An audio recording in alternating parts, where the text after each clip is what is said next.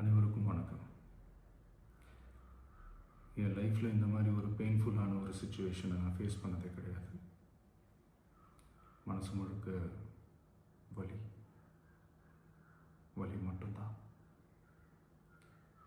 இந்த சுற்றுப்பயணத்தில் என்னென்ன மக்கள் பார்க்க வராங்க, அதுக்கு ஒரே ஒரு காரணம் தான், அவங்க என் மேலே வச்சிருக்கிற அன்பும் பாசம்.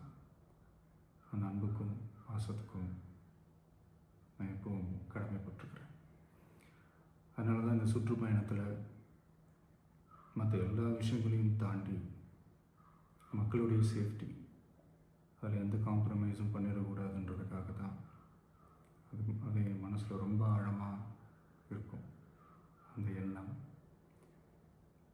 அதனால தான் இந்த அரசியல் காரணங்கள் எல்லாத்தையும் தவிர்த்துட்டு ஒதுக்கி வச்சுட்டு மக்களுடைய சேஃப்டி மட்டும் மைண்டில் வச்சுக்கிட்டு அதுக்கான இடங்களை சூஸ் பண்ணுறது, அதுக்கான இடங்களை பார்த்து பெர்மிஷன் கேட்குறது, போலீஸ் டிபார்ட்மெண்ட்டில் அதை ரிக்வெஸ்ட் பண்ணி கேட்போம்.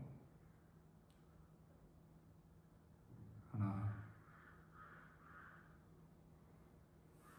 நடக்கக்கூடாதது நடந்துருச்சு. நானும் மனுஷன் தானே. அந்த நேரத்தில் அத்தனை பேர் பாதிக்கப்பட்டு இருக்கும்போது எப்படி அந்த ஊரை விட்டுட்டு என்னால் கிளம்பி வர முடியும்?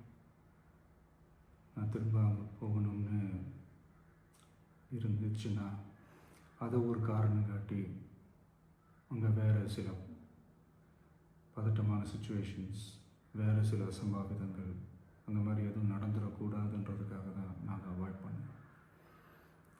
இந்த நேரத்தில் சொந்தங்களை இழந்து தவிக்கிற அத்தனை குடும்பங்களுக்கும் என்னுடைய ஆழ்ந்த இரங்கலை தெரிவிச்சுக்கிறேன். எனக்கு தெரியும், என்ன சொன்னாலும் இது ஈடேயாகாதுன்னு எனக்கு தெரியும்.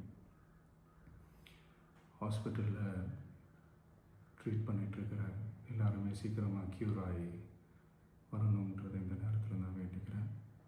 கூடிய சீக்கிரமே உங்கள் எல்லாரையும் நான் சந்திக்கிறேன். இந்த நேரத்தில் எங்களுடைய வலிகளை, எங்களுடைய நிலைமையை புரிஞ்சுக்கிட்டு எங்களுக்காக பேசின அரசியல் கட்சிகளை சார்ந்த நண்பர்கள், தலைவர்கள் அனைவருக்கும் என்னுடைய நன்றியை தெரிவிச்சுக்கிறேன். கிட்டத்தட்ட ஒரு 5 மாவட்டத்துக்கு பிரச்சாரத்துக்கு போனோம். இந்த மாதிரி எதுவுமே நடக்கல. ஆனால் கரூரில் மட்டும் ஏன் எப்படி நடக்குது?